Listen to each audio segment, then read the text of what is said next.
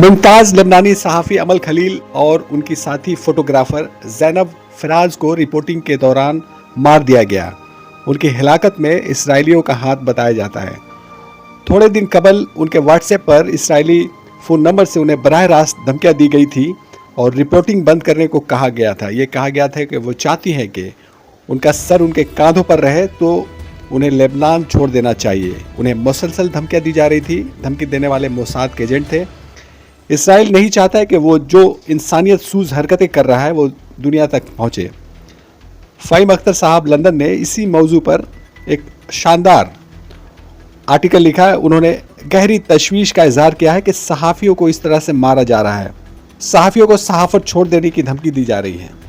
फ़हीम साहब ने इस पर गहरे अफसोस का इजहार करते हुए आगे लिखा है कि अमल खलील और उनके साथी का कत्ल कर दिया गया, लेकिन आलमी सहाफ़ती बरादरी खामोश रही।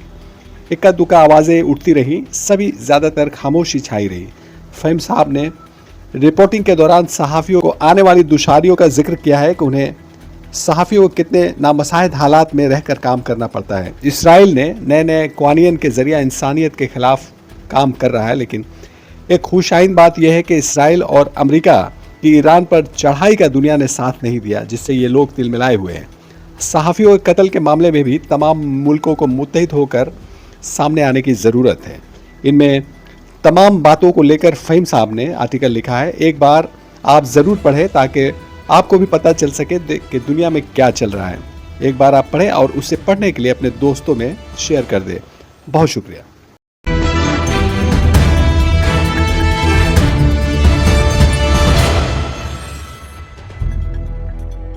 फ़हीम अख्तर साहब लंदन का ताज़ा मजमून एक और सहाफ़ी अमल खलील का कत्ल के उन्वान से मंजर आम पर आ चुका है और दुनिया के मुख्तलिफ अखबारात, रसायल और जराइद में शाये होकर मकबूल आम हो रहा है। उन्होंने लिखा है, आज के दौर में सहाफ़त जो कभी सच्चाई की आवाज़ और अवामी शऊर की बुनियाद समझी जाती थी, खुद एक ख़तरनाक पेशा बनती जा रही है। दुनिया के मुख्तलिफ हिस्सों में सहाफ़ी या तो अपनी जानों से हाथ धो बैठते हैं या फिर उन्हें कैद-ओ-बंद की सोबतें बर्दाश्त करनी पड़ती हैं। सवाल यह है कि आखिर ऐसा क्यों हो रहा है? क्या सच बोलना इतना बड़ा जुर्म बन चुका है कि इसकी कीमत ज़िंदगी या आज़ादी की सूरत में अदा करनी पड़े? हालिया वाक़यात इस तल्ख़ हकीकत की अक्कासी करते हैं कि जंगी इलाकों में काम करने वाले सहाफ़ी सबसे ज़्यादा गैर महफूज हो चुके हैं। जनूबी लबनान में एक सहाफ़ी की हलाकत और दूसरे के ज़ख्मी होने का वाक़या इस सिलसिले की कड़ी है।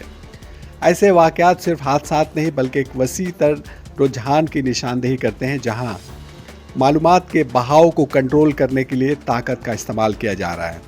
जंगी हालत में सहाफ़ियों का किरदार नहायत अहम होता है, क्योंकि वो ज़मीनी हक़ाइक़ को दुनिया के सामने लाते हैं, लेकिन यही किरदार उन्हें ताकतवर हलकों के लिए ख़तरा बना देता है। जब सहाफ़ी बमबारी, शहरी हलाकतों या इंसानी हकूक़ के ख़िलाफ़ वर्जियों को बेनकाब करते हैं तो वो उन बयानों को चैलेंज करते हैं जो रियासती या अस्करी क़ुव्वतें पेश करना चाहती है। नतीजतन उन्हें खामोश कराने की कोशिश की जाती है, कभी बराह रास्त हमलों के ज़रिए और कभी कानूनी या सियासी दबाव के ज़रिए। डबल टेप हमलों जैसे वाक़यात जहाँ एक ही मुकाम को बार बार निशाना बनाया जाता रहा है, न सिर्फ आम शहरियों बल्कि इमदादी कारकुनों और सहाफ़ियों को लिए भी शदीद खतरा बन जाते हैं। इस तरह के हमले बैनुल-अक़वामी इंसानी कानून की रूह के ख़िलाफ़ हैं, क्योंकि ये उन लोगों को निशाना बनाते हैं जो पहले ही ज़ख्मियों को की मदद या हक़ाइक़ की रिपोर्टिंग में मसरूफ़ होते हैं। दूसरी जानिब जो सहाफ़ी मैदान जंग में नहीं होते, उन्हें अक्सर रियासती कानून, सेंसरशिप और कौमी सलामती के नाम पर दबाया जाता है।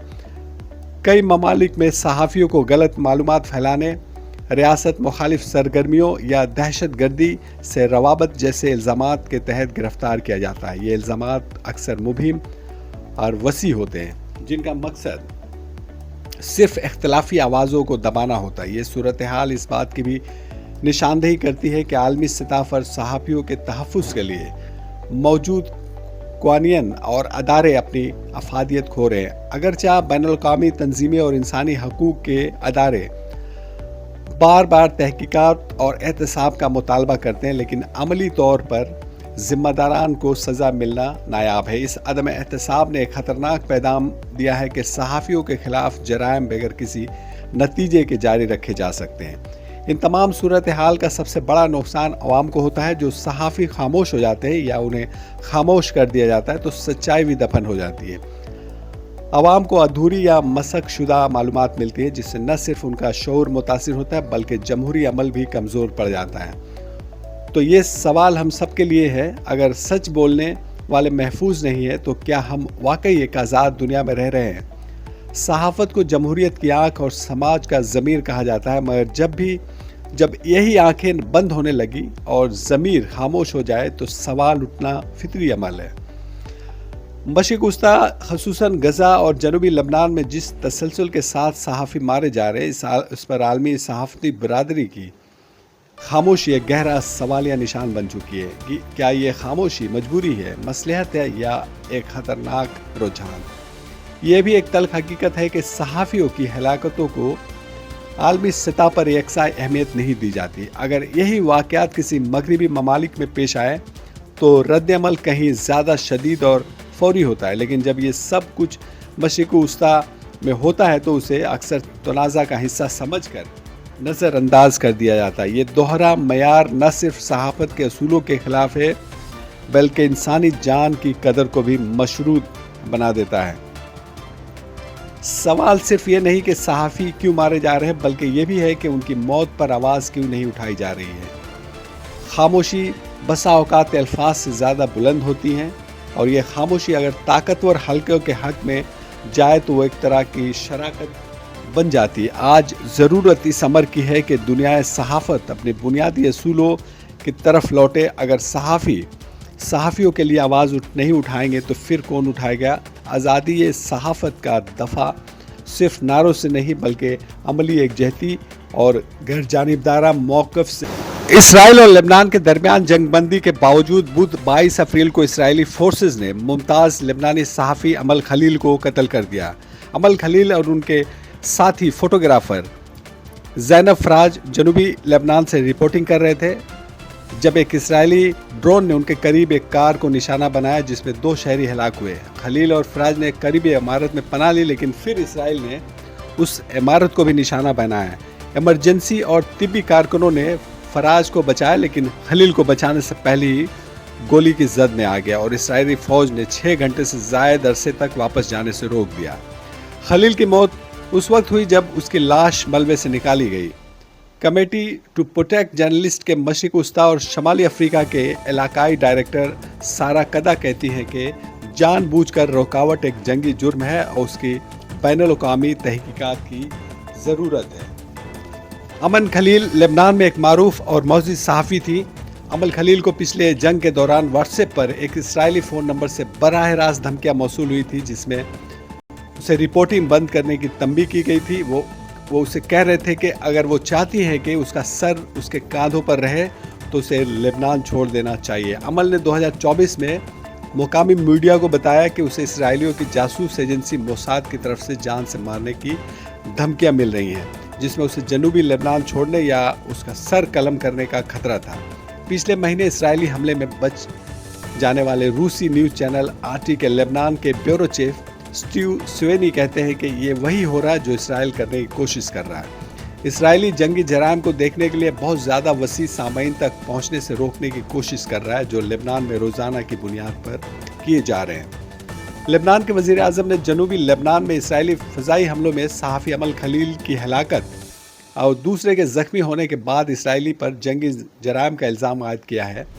لبنان کے وزیر اعظم طواف اسلام نے اسرائیلی پر جنوبی لبنان کے گاؤں التیری میں ایک فضائی حملے میں صحافی امل خلیل کے قتل اور ان کے ساتھی زینب فراز کو زخمی کرنے کے لیے انسانیت کے خلاف جرائم کا الزام عائد کیا ہے۔ امل خلیل اس سال لبنان میں ہلاک ہونے والے 9ویں صحافی ہیں۔ امل خلیل 1984 میں جنوبی لبنان کے شہر یا سیریا میں پیدا ہوئی۔ اس نے 2006 کی جنگ کے بعد سے الاخبار کے لیے علاقے کا احاطہ کیا تھا۔ ان کی تازہ ترین رپورٹنگ ان دیہاتیوں میں گھروں کی اسرائیلی مسماری پر مرکوز تھی جہاں لبنان کے اندر اسرائیلی فوجی تعینات تھے۔ اس سال کے شروع میں द पब्लिक सोरेस के साथ एक इंटरव्यू में अमल खलील ने कहा कि उनकी रिपोर्टिंग में लेबनान के सरहदी देहात के रिहायशों की लचक को उजागर करने की कोशिश की गई है। उन्होंने ये भी कहा कि मैंने दुश्मन के घरों में खेतों पर बमबारी करने और बच्चों को मारने के सबूत दिखाकर सिर्फ फौजी मकामात को निशाना बनाने के लिए बयानी को रद्द किया। अपने काम के ज़रिए मैंने उन लोगों को ज़मीन के लोगों के साथ एकजहती करने की कोशिश की है। सहाफ़ियों के तहफ़्फ़ुज़ कमेटी CPJ ने कहा कि अमल खलील का कत्ल आलमी बरादरी के लिए बैनुल-अक़वामी कानून को नाफिज करने, इसराइल की जानिब से खित्ते भर में सहाफ़ियों के 262 कत्ल की फौरी तहकीकात करने और तमाम ज़िम्मेदारों को एहतसाब के लिए पैदा करने का मुतालबा होना चाहिए। इसराइली फ़ौज की तरफ से तिब्बी अमले को ज़ख्मी शहरियों को बचाने से रोकना एक वहशियाना और बार बार होने वाला जुर्म है, जिसका मुशाहिदा कमेटी पहले ही गज़ा और अब दोबारा लेबनान में कर चुकी है। अमल खलील एक गैर ज़ख्मी शहरियों को बचाने से रोकना एक वहशियाना और बार बार होने वाला जुर्म है, जिसका मुशाहिदा कमेटी पहले ही गज़ा और अब दोबारा लेबनान में कर चुकी है। अमल खलील एक गैर मुसल्लह सहाफ़ी 7 घंटे से ज़्यादा वक्त तक मलबे के नीचे फंसी रही, जबकि रेड क्रॉस को उस वक्त तक पहुंचने से रोका गया, जो कि इसराइली दरिंदगी का वहशियाना मिसाल है। एक माह से भी कम अरसा कबल जनूबी लेबनान में एक और मुबैना डबल टेप हमलों में 3 सहाफ़ी मारे गए थे। उनकी गाड़ी को टक्कर मारी गई, फिर दोबारा टक्कर मारी गई, जबकि बाद में पहुंचने वाले इमदादी कारकुन भी हमले की जद में आ गए। ये मामला सिर्फ मशरिक़ वस्ता का नहीं बल्कि पूरी दुनिया में सहाफ़त के मुस्तकबिल का है। अगर सच लिखने वालों को खामोश कर दिया गया और बाकी दुनिया खामोश तमाशाई बनी रही, तो कल ये खामोशी हर उस जगह फैल सकती है जहां सच बोलना जुर्म बन जाता है। मज़मून को आप भी पढ़े, बहुत ही शानदार मज़मून है, मालूमाती मज़मून है और इसराइली की जुल्म और बर्बरियत पर मुबनी ये मज़मून है। आप ज़रूर पढ़ें एक बार और अपने साथियों को पढ़ने के लिए इसे आगे बढ़ा दें। बहुत शुक्रिया।